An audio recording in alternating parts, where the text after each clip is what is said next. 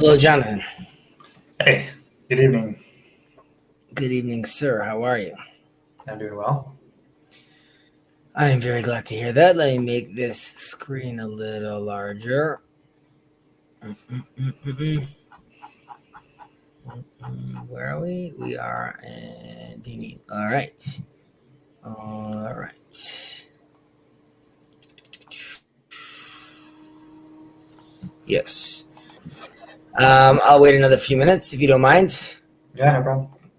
Um, so talk to me, brother. How you doing? I'm doing okay. Yeah, same old. It's getting warmer here. Spring is coming early. Yeah, I can't. I can't wait. I'm not made for summer. Um, what's summertime? It's hot and humid. I mean, I can't handle winter. So I can't wait for summer. Like No, I, oh, I got you. I got you. You can't handle winter. What's winter like there? it's actually not so bad in Jerusalem, or generally speaking. In Israel, we don't get snow too often, but just like just it's probably from a child. I think I've been traumatized. Like I remember walking once home from school. I don't know. I was probably like in second grade or third grade, and my coat was like it's pouring rain and there's like drips of water coming down from the head of my coat, and I was just like I can't stand being in this state right now, or sitting on a bus and like you're sitting at the one window that's broken and like water is still like coming inside. It's just being in the rain is not great. And now as someone that's in the building industry, rain is just water damage, leaks. Mm-hmm. So Yep, I'm yep. always Being and a sorry, go ahead. homeowner, being a homeowner, it gives you a new perspective on water. Right, how powerful it is, and like Destructive. how powerful, how destructive. And Mm-hmm. in Israel, it's the joke is like the contractors over here are always like you'll come and point out where is this water damage from. So you have to understand. Last winter it didn't rain, so like the wall expanded. Now that's why there's water. Okay, and if it's like this summer there was tons of rain. There's always an excuse. It's never like water's on a break or just do it. Water just Mm-hmm. I mean, but on the other hand, it's very inspiring how powerful water is and how powerful the elements in our world are. Um, again, it is a little weird that Israel is like very good at keeping missiles out from hitting people's homes, but like as far as like keeping water out, that's just like above their pay grade. They haven't managed to figure that out. Um, this week, when we're going to go over these judicial systems, the laws of just society, dinim. Um, just like last week, this one's also like a little dry with regards to the run through, which is okay. It is what it is at the end of the day. Sandy wrote to me a message earlier this week, like just about. It was more about I think her her disillusion with how the court systems and governments work around the world right now. So I don't know how much we're going to get to salvation or an answer in this class, but hopefully hopefully we can explain some of that. Um, all right, I think we'll jump in, and then whoever joins. Sure thing. All right. Can I ask you to read the few sources we have from where we derive this law, Jonathan? Yeah, sure. So, Exodus, I shall judge between a man and his neighbor. I shall make known to them the statutes of God and his teachings. Right. So here we're just seeing something more general, which is just God is the judge, right? And we're talking about where he will let us know about these statutes of God and these teachings, but still fairly vague. Let's continue. So you shall seek out from all the people men of ability, God-fearing men of truth, who hate improper gain, and place over them princes out of thousands, princes out of hundreds, princes out of fifties, and princes out of tens, and let these judge the people at all times. So now we broke it down a little more, right? And we're now bringing men into this, and they have to be God-fearing. They need to be men of truth. They hate improper gain, right? So there's like a lot already packed into those three things off the bat, right? The fact that they like truth, that's like a carpet category to really get you rid of all things that are untrue, right? As far as they not only are not interested in improper gain, they hate proper gain, right? So this antithetical to the way they look at the world. And God-fearing, also another carpet term, because any behavior that would be considered not God-fearing, clearly this person is not relevant, right? And then we go through a system of really trying to weed out the best of the best, so to speak, from our groupings.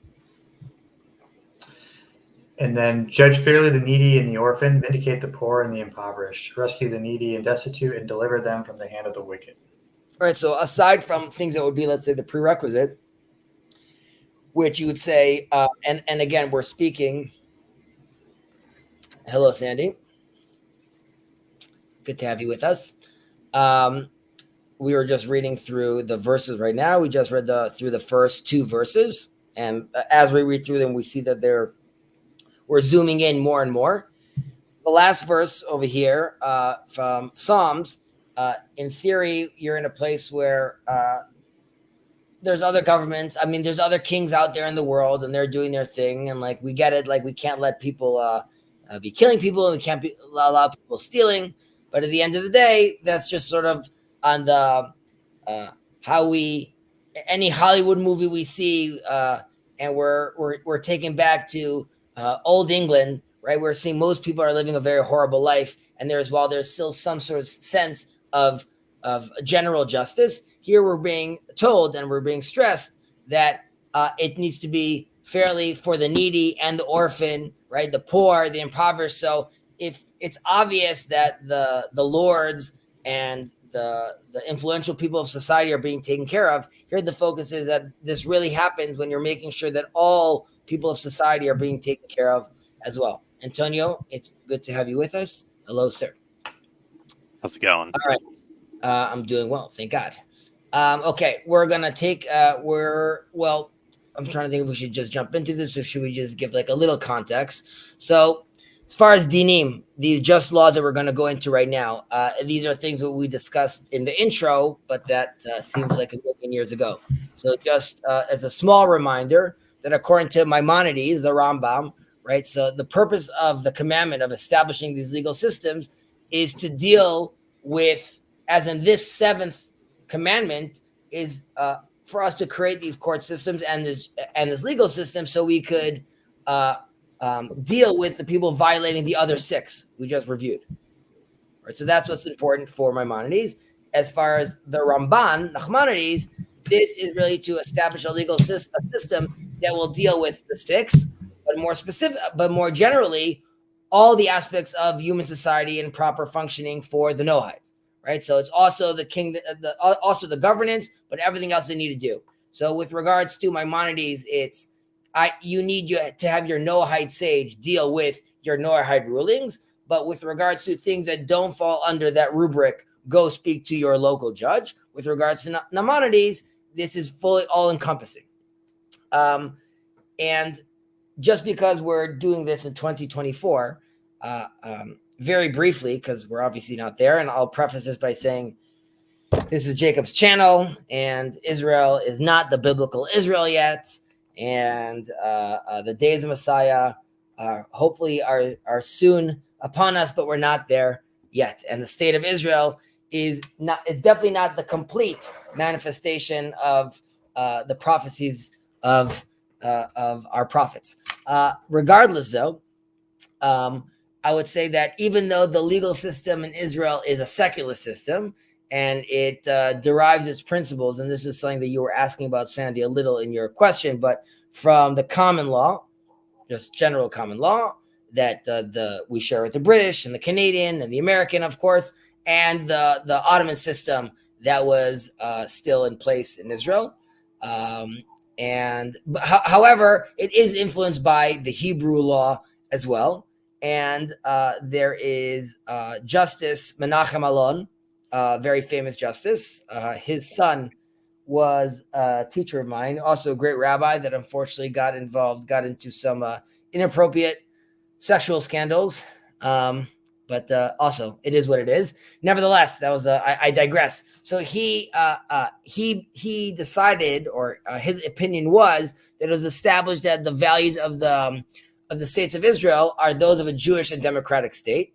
Having said that, Jewish is first, which gives it its interpretive precedence as far as adoption of Hebrew law in the legal system.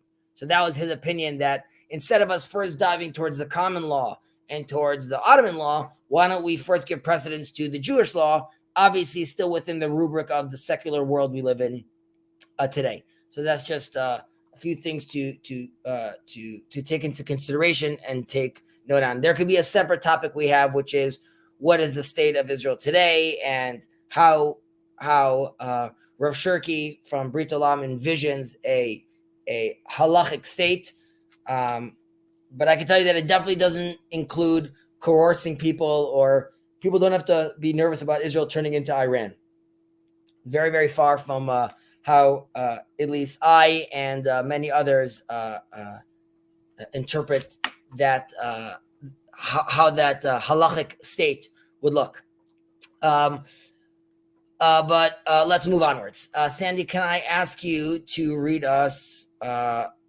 Let's start with 1 and 2, if you don't mind. It is the duty of the leaders of a society to set up a judicial system that will rule with justice. The value of justice was already established at the beginning of the nation of Israel's history. Regarding God choosing Abraham, it was said, in order that he should command his children and his household after him, that they would keep the way of the Lord to practice charity and justice. From Genesis 18:19. Mm-hmm. King Solomon designated doing justice as one of the central functions of the state. With justice, a king will rule the land, from Proverbs 29:4.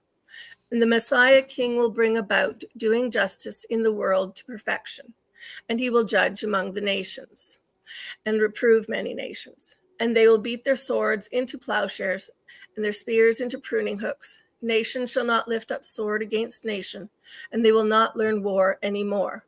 From Isaiah 2:4. Right. So, not to be too political, but of course it is quite ironic and even surreal to the quote you just read from Isaiah is etched into the stone and the wall of the UN. And then you also have a case where like Israel is sitting and being judged by this group while the words that are adorning their building are taken from our text, right? So it's this crazy world we live in today. But just like the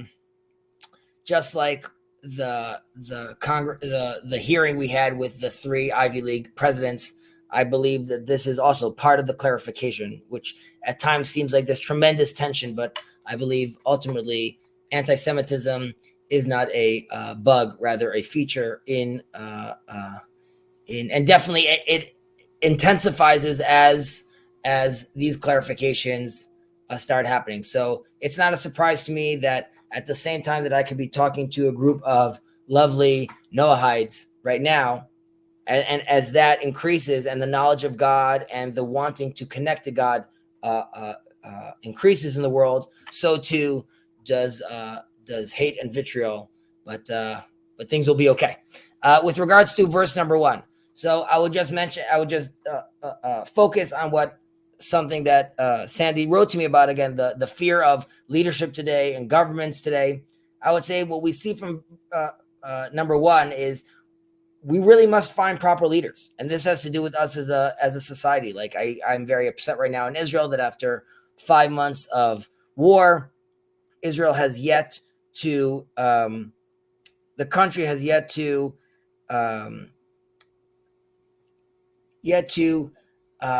from its midst, we have not seen a leader emerge. And that is quite curious. But we obviously could look at ourselves also as American citizens or Anglo citizens as far as these things are concerned. And what Biden and Trump represent also, I don't think are anything any of us are too proud of. Doesn't matter really where you are with regards to the political divide. It's more about the fact that we are living in leaderless times. So obviously without the proper leadership, much of what we're going to read right now could fall on deaf ears and also can't be executed properly. So it requires also a lot of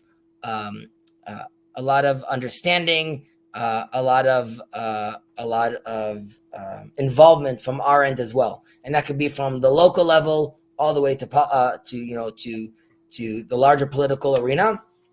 But we must have good leaders. With regards to number 2, where we saw these beautiful verses from Solomon and Abraham, it's important to remember that God finds Abraham, right? And he is looking around, and he has to deal with the flood, and he has to deal with other elements and his disappointment in humanity, so to speak. And finally, suddenly, he identifies Abraham. And the reason is, right, not because just he's a good dude, but because he wants to promulgate these ideas onto his children. I have found someone that is not just keeping it within himself, right? He wants to do more with this. He understands the value of these teachings. Now, again, these are not direct teachings that Abraham is getting. Rather, this is inherent understanding from what he's looking around at the world. And God is pointing out and mentioning that Abraham is tapping into a truth over here. And not only is he tapping into it, he wants to pass it on and move it forward in the proper sense.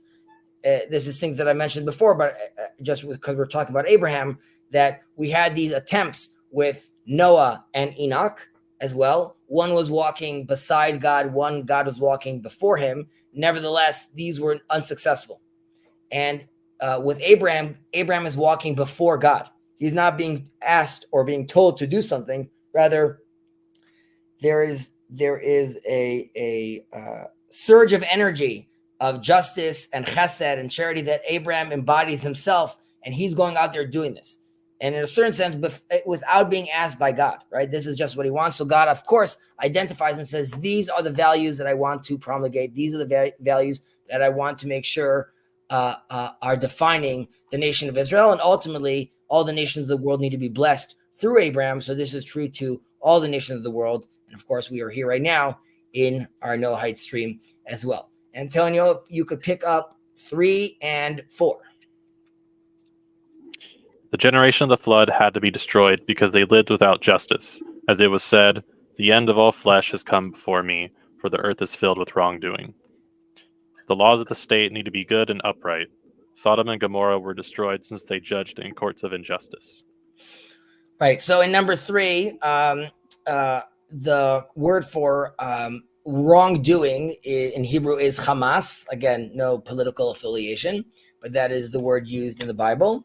And our sages tell us that it was specifically talking about theft in broad daylight, which it's to indicate a complete collapse of society in a certain sense, where everyone's just grabbing and stealing from everyone. And God sees basically that humanity has fully lost control of itself. And that's why there needs to be a reboot, or at the very least, there needs to be an iOS update to how humanity is behaving and the kind of covenant I need to make with them, which later on we see with the covenant of Noah.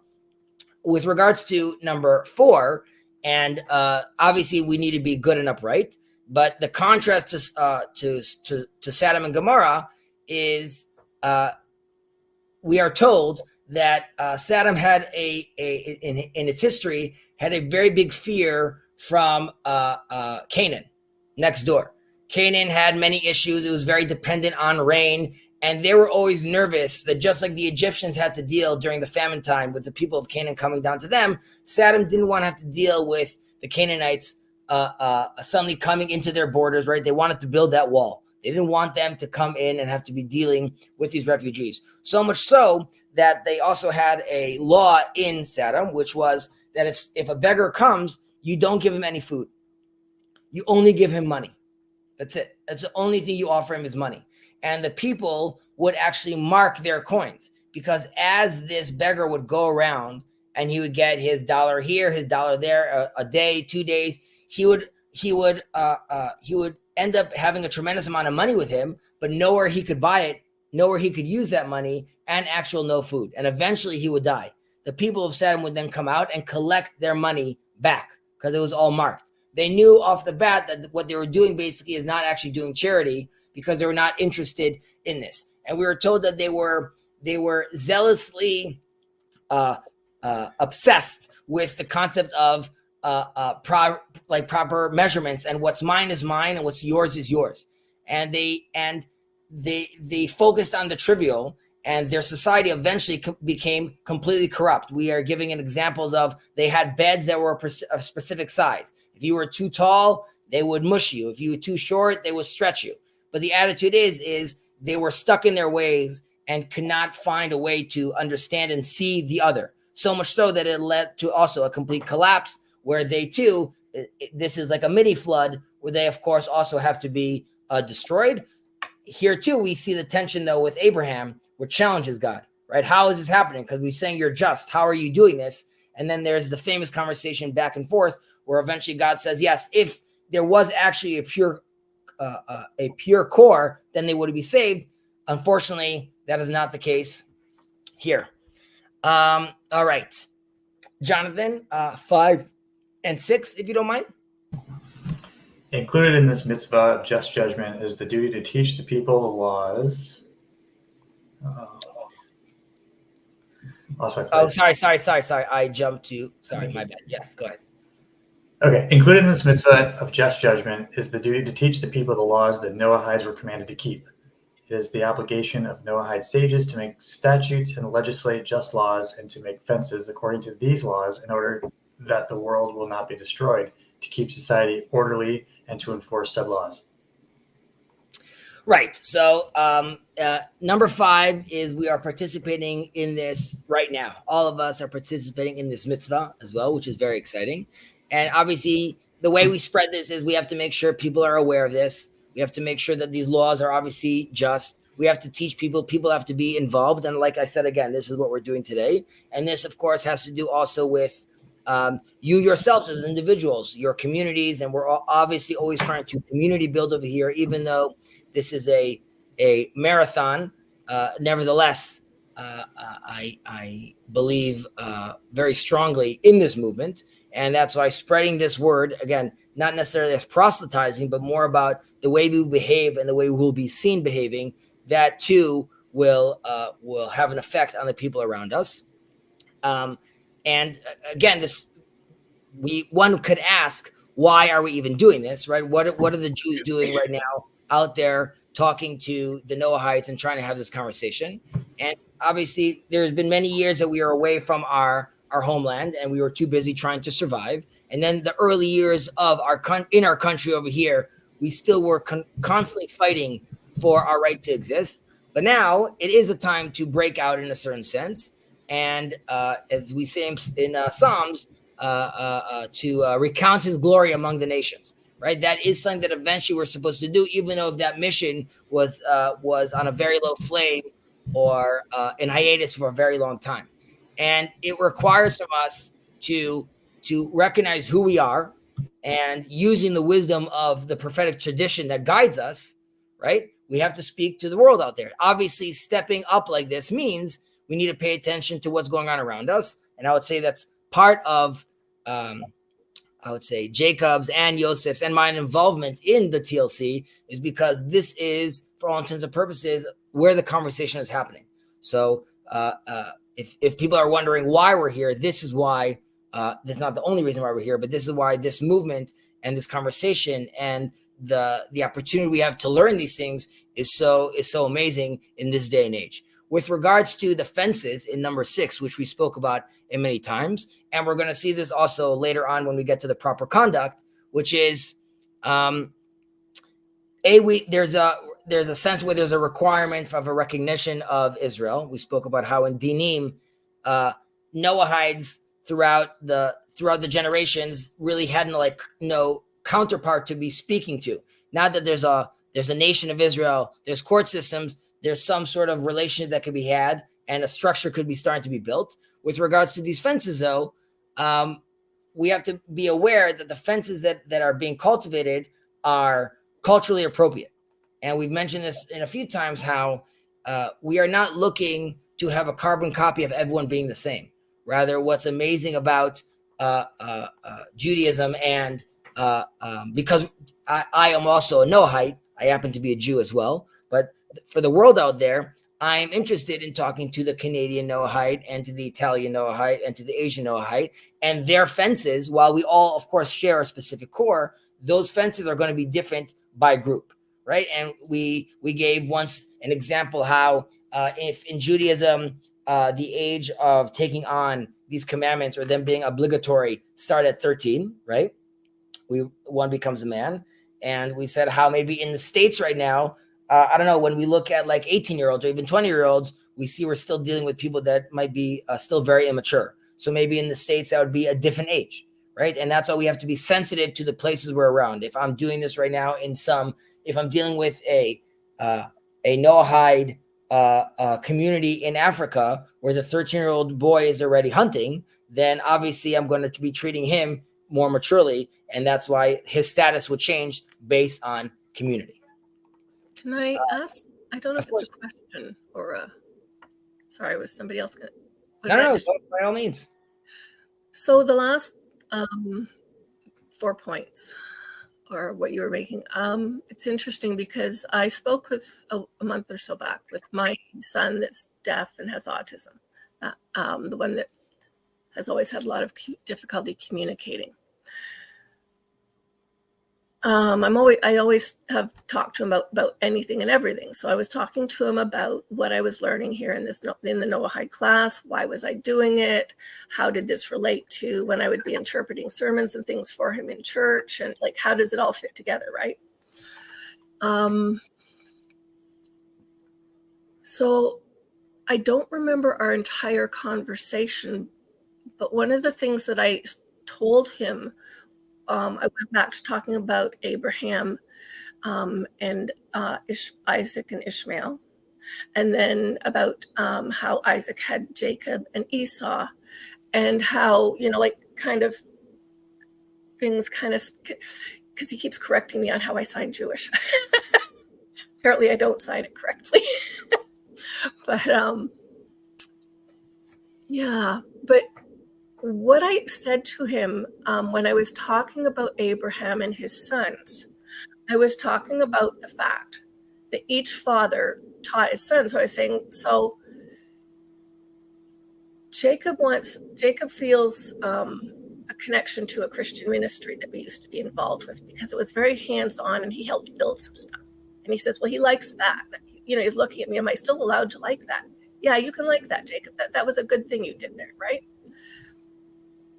And in our family, sort of the family dynamics and things are an awkward place for me and my boys to talk about because of the past.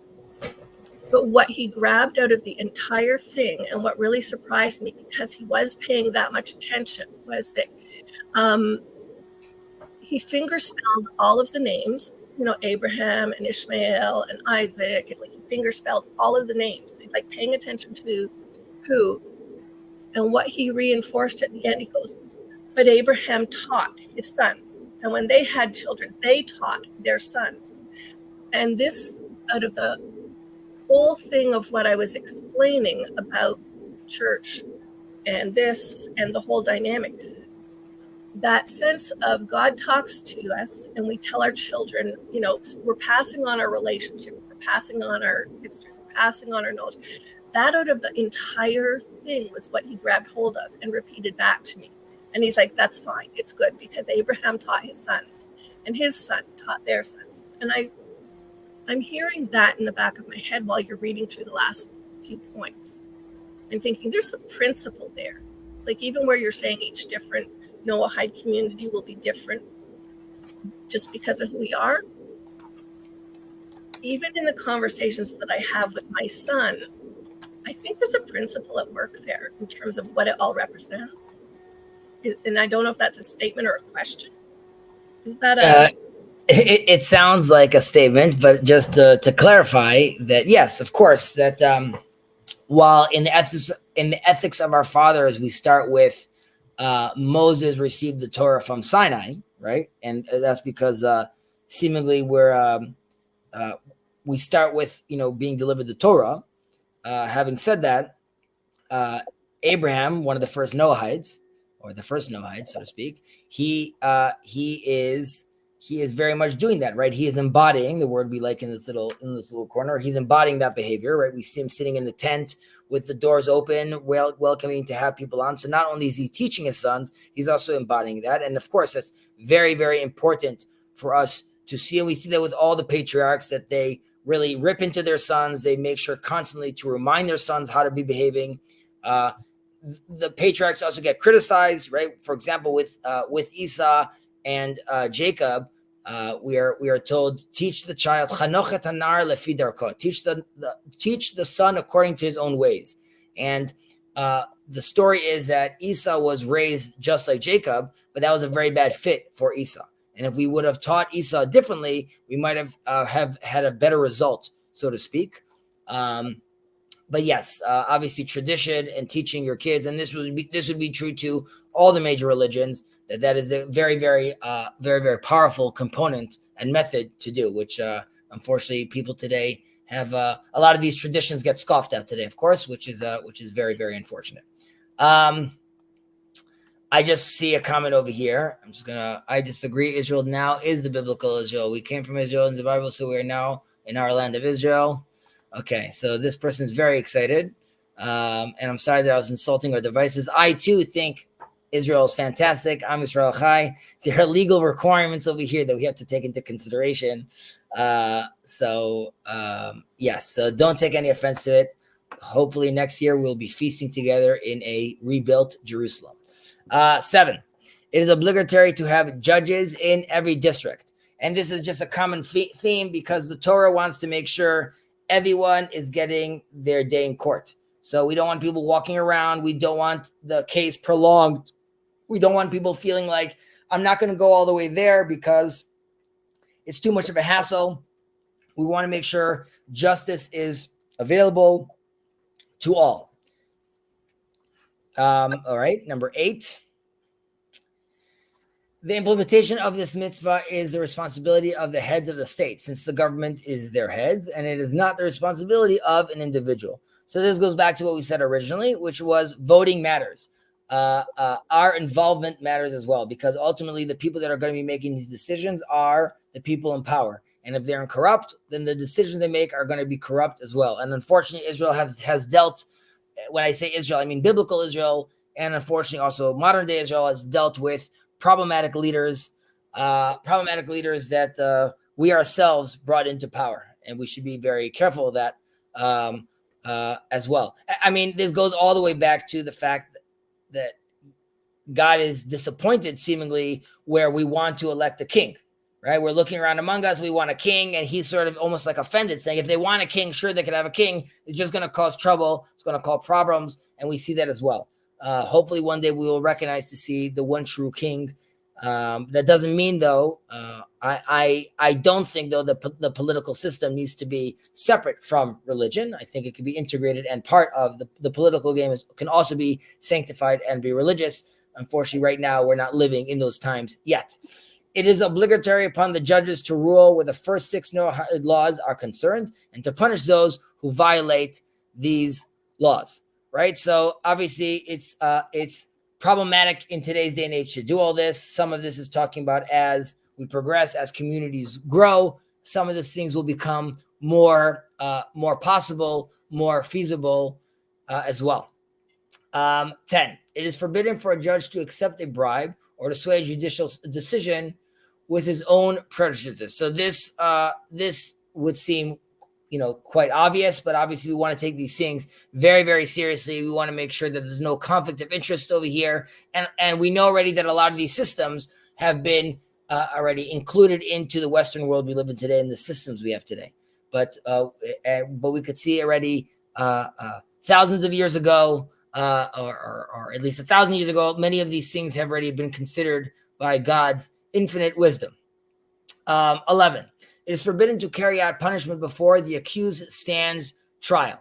So this also makes sense. What would be interesting, as I read this right now, would be what does AI, how AI will affect this. And by that I mean, there was, I forgot the name of his partner, but Tristan and his friend from, I don't know if you guys ever saw that the social dilemma. But recently they also came out talking about the most novel advancements in AI, and they were showing how you could use AI today to decode what the brainwaves are saying, so to speak, and by looking at someone's eyes and micro expressions, I could know what he did or didn't do or what he's thinking. So a question would be, sort of a pre-crime minority report, right? Is that something that's going to be possible? And then how does a commandment like this, a law like this, how would this still be relevant, right? Can we decide that this person is guilty based on the conclusion of a AI? I need to shoot that up the ladder to people that are more skilled than me with deciphering or understanding these things. But I think that could potentially be problematic.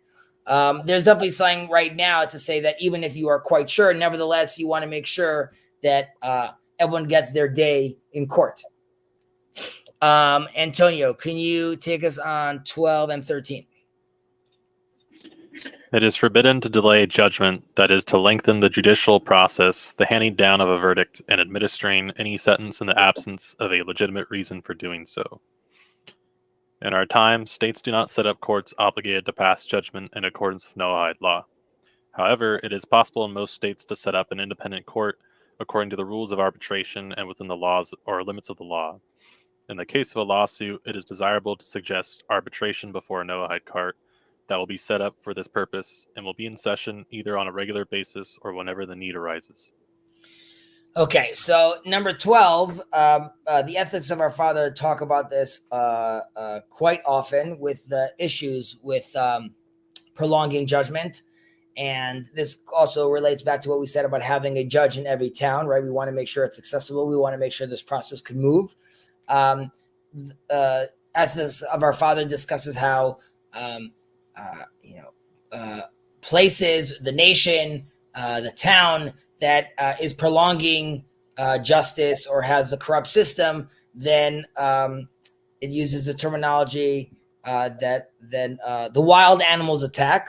And it doesn't necessarily mean that beasts come and attack us. Rather, just like in Daniel's dream, the other nations, the outer forces of the world, once you have a system that is completely corrupt and is failing, then you are exposed to be attacked by other outside forces. It also talks about how from an interior perspective, that there's going to be a disintegration of society if you don't manage to have proper systems that allow you to move things along fairly quickly. Of course, we're not trying to rush judgment, but we can't just be prolonging things for multiple years. And the ramifications to this or the solutions to this are more budgeting, more judges, more court systems. But the answer just isn't just like, well, we'll just have to wait 17 years until we have like a verdict.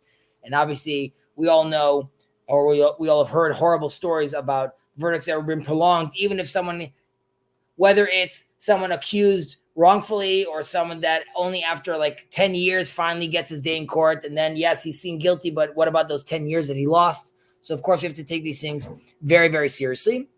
With regards to 13 and these arbitration and so we have rabbinic courts in Israel. There's Batei Din. There's discussions in Israel whether there are some that look at the whole the legal system in Israel as being run by star worshipers, and that's why we're not interested in them. However, many in the modern Orthodox community see that ideally, if you could take monetary issues to the rabbinical courts, but anything that's criminal issues, things like that, they could go to the legal systems. We've spoke about this before about dina de malchuta dina, which is you are accepting the law of the land, and there is a halachic status of accepting the law of the land as well. So that is a reason why many like me look at the court systems we have today and could still see them as halachically and legally binding, on both from the civil perspective and from the religious perspective. Having said that, in many religious communities, observant communities, we do try to take domestic issues, monetary issues, and take them to the religious courts, the Batei Din. And the attitude is here where it's not as prolonged. We want to try to maintain friendship, right? We don't want to be put into a system that ultimately is built to cause division, strife. Our lawyers are going to be telling us, you got to attack him this way. I'd much rather be at a rabbi and say, whatever you say, I'll accept. I just know that you're looking at this from a halachic, moral, ethical decision, and it's the same compass I'm using as well. With regards to the Noahides, obviously right now this is just a general statement, right? Jonathan can't go to his community and be like, I would like an arbitration of a whole system just for me. Having said that, and not to sound like a broken record, this is why cultivation of community is key, right? Summer camps, schools, communities, where you can get to a critical mass where you can now say, like, okay, we want to have our own little system, which allows us to solve these things internally with our own system without creating division inside the community. And this obviously is something that hopefully one day will become more relevant and more possible as these communities grow. 14, the court will be authorized to punish and even administer the death penalty for those who violate the 7 Noahide laws, according to the considerations of the judge. So obviously, this is not relevant now at all. There's a discussion in Jewish law, the capital punishment. There's stoning, there's fire, there's decapitation. There's one other, and with regards to Noahide law, usually it's just decapitation by sword. There are some that say that depending on what happens on adultery or things like that, there could also be stoning. Regardless, none of these things are that we practice today anymore. And definitely with regards to 14, I wouldn't tell anyone to take it too seriously. Not that it's not halakha and it's not serious, rather that obviously this will manifest very differently once there are systems and courts that could actually accommodate this. And this would only be if this relates to number 15, which is the death penalty should only be administered in cases where the violation of the Noahide law was clearly intentional. But as we are taught in the Talmud, that a court system that would sentence to death someone once every 70 years was considered a violent court system. So the system ultimately, the Jewish halakha, bends over backwards to avoid putting someone to death. He wasn't saying he couldn't know it was a Monday. There's 1,001 loopholes how we make sure these things don't happen, because while we have that in our arsenal, this is not something that we are trying to do. This relates a little to where you could see some of the Jewish law in the Israeli law, which is there are some laws. One of them that relates to this is a thief who wants to repent and shows honest remorse. So we incorporate into our legal system some sort of understanding for this person, and to potentially even work out a deal with him where he doesn't have to do actually any jail time if we actually see that he's doing so. And this is being derived from the Torah as well. So we hope also with regards to death penalty, we could see in Israel it was only used once with Eichmann. There is talk now of reusing it because of October 7th. Obviously in the States, there are some, and I wouldn't know which states that I still practice this kind of death penalty, but generally speaking, I think it's quite rare, even in the States, that this is done today. I think we decided as a society that this is no longer moral. Obviously, we go by the morality of the Torah, but we are sensitive to the people around us. No punishment should be administered in the case where someone was forced to violate the Noahide law, right? So quite obvious, and we spoke about this also with regards to idol worship and things like that. If someone's putting a gun to your head and making you do this, then both God and the judge, of course, understand this, and are very sensitive to this. Whoever thinks, number 17, whoever thinks that it is permissible to murder or to have relations with someone else's wife is not considered an intentional violator of the associated law, but as an intentional violator. So in other chapters, we spoke about how if I didn't know, right, the Torah says, okay, maybe you didn't know, so we could understand you. Here we're saying, you're not, we don't, I mean, you could try to pull that excuse with God ultimately, but us as a society, we don't think you didn't know that it's not okay to sleep with your friend's wife, and we don't think you didn't know that it's not okay to murder. Like, it's like, open up your eyes and see where you are around you. So we cannot accept ignorance in such extreme cases, right? God will be the one that judges ultimately, but we as a society need to say, no, the buck stops over here. We can't assume that you don't know what we're talking about, which also is quite clear. Number 18. Jonathan, you want to take 18 and 19? It is possible to rely on a verdict handed down against a Noahide, even if there is only one witness, and that witness is a relative of the accused, and even if there is only one judge ruling in the case. A woman may not be either a judge or a witness in capital crimes. If there is agreement between the sides to judge the case before an arbitrator, then a woman may be either a judge or a witness.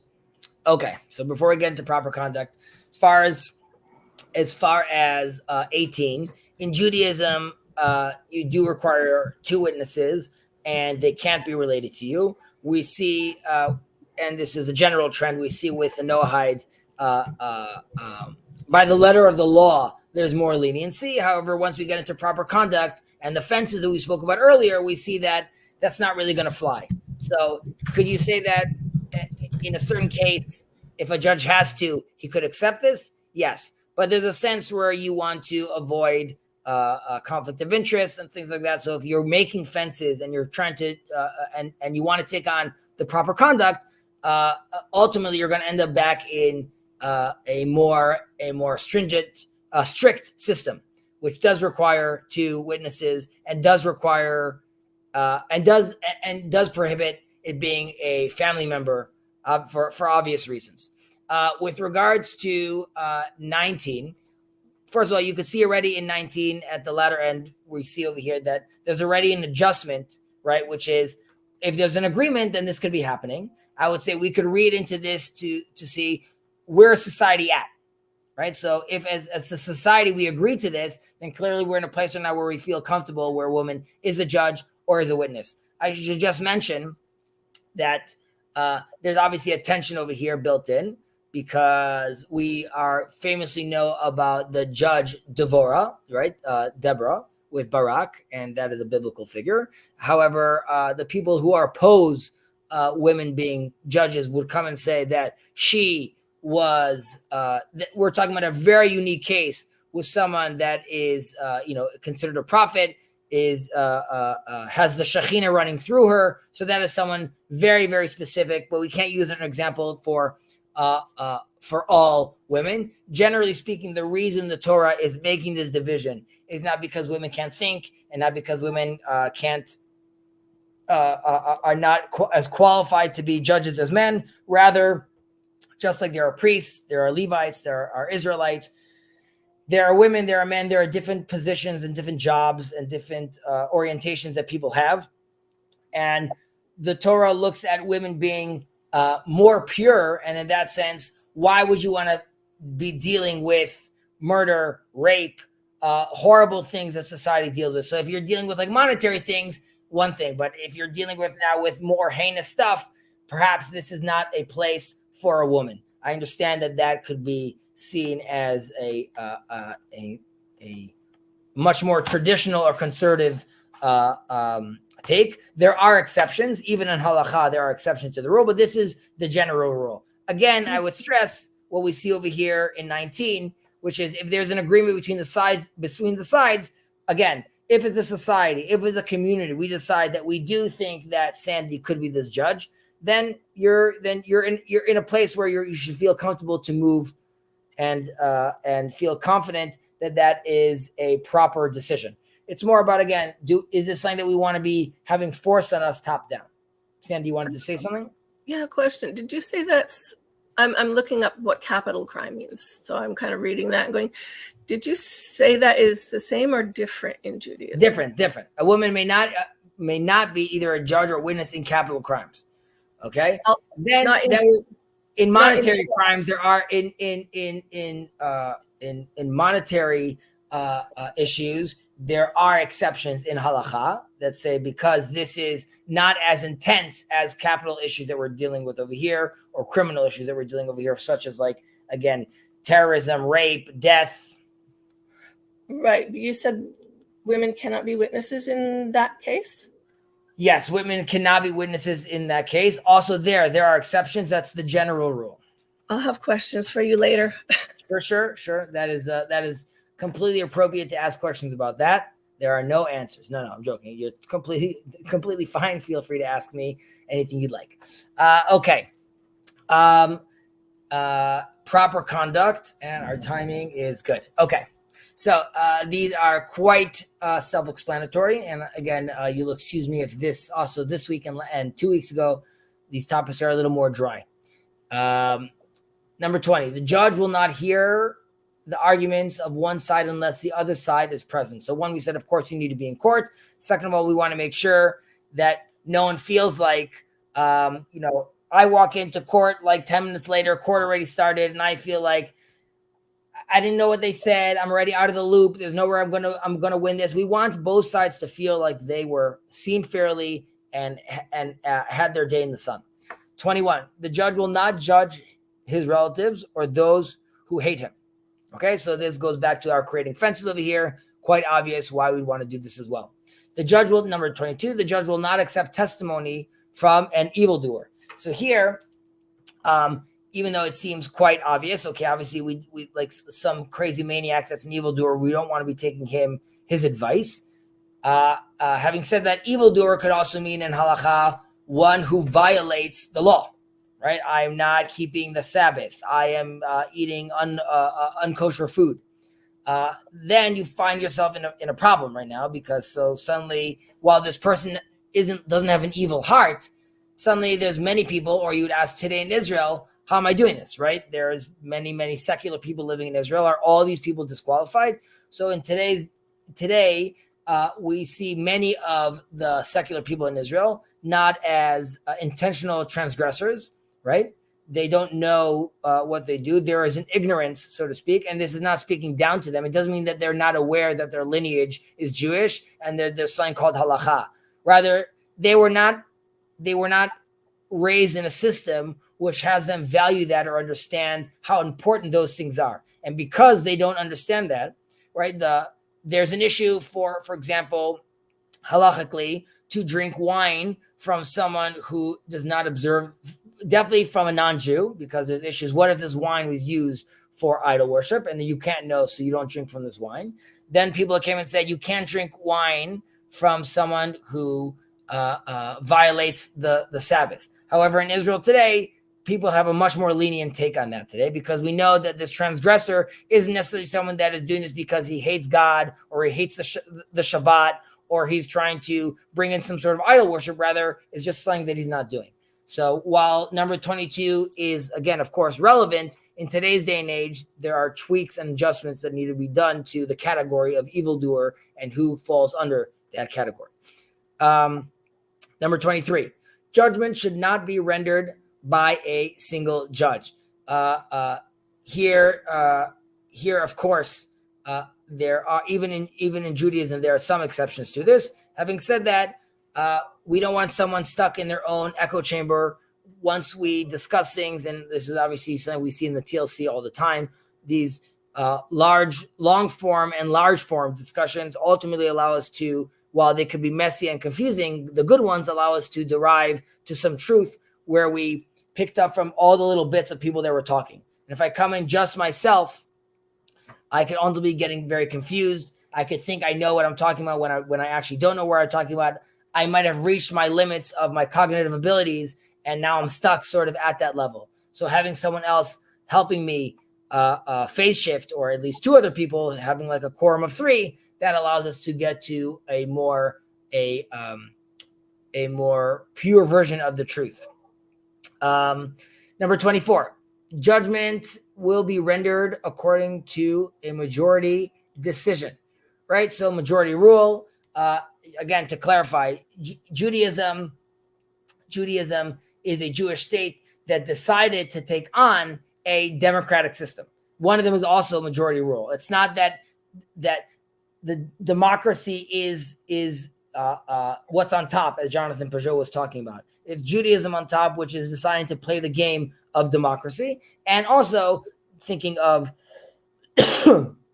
game theory is designed to take on that the majority decision. We go by according to majority decision. Of course, there are some. There is variation over there and some nuance there, but that's the general rule.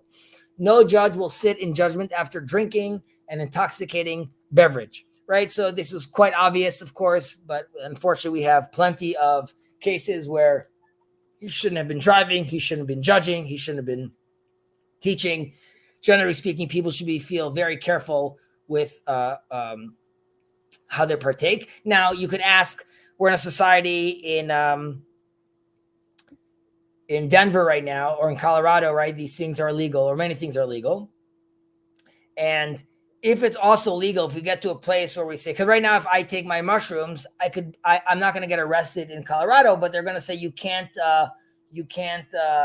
operate heavy machinery, right? They're going to be like, okay. If we get to a place where, as a society, where this is permissible, is the intoxicating drink or the intoxicating joint, is it intoxicating or not? So like we have to ask ourselves, like, what are these based on norms, or are these based on what the actual effect would be? So I would say, even though these things might be becoming a lot more prevalent and a lot more legal, this is actually where you have to be extra cautious, where the judge might be like, yeah, well, I just took one gummy. Like, if you're right now, your robes are on and you're functioning as the judge, you really need to make sure you are, as far as you're concerned, this is the heaviest machinery you're operating, right? So you have to take that you have to do this so very, very cautiously. Number 26, no preferential treatment will be afforded to either litigant, right? So obviously we have this today, and we're even in attitude, by the way, like the judge walks in and gives like a big smile to one and just like a cold nod to the other. That could send shivers down one of the side spine, right? Like, what is that? He's going to start reading into the smile, and maybe it doesn't mean anything, but the judge has to realize that he's being looked at and he's being judged and his interactions are being judged. So you really want to walk in as impartial as possible, so no one feels that we don't want someone to give up before the hearings even start. And the warm hello that the judge gives, or the fact that he sees the judge outside, like saying hi to the person beforehand, that could obviously scare one of the sides. So you have to be very, very careful about that. There is to be a comprehensive examination and questioning of the witnesses. And this is, even if one of the sides, we're sure like this is the most innocent person, we must get to the truth, which is God's name. So we're going to ask, we're going to dig, we're going to flip every rock. We must get to the truth. So even if it's uncomfortable to both sides, nevertheless, this still has to happen. We have to confirm all the details that are available to us.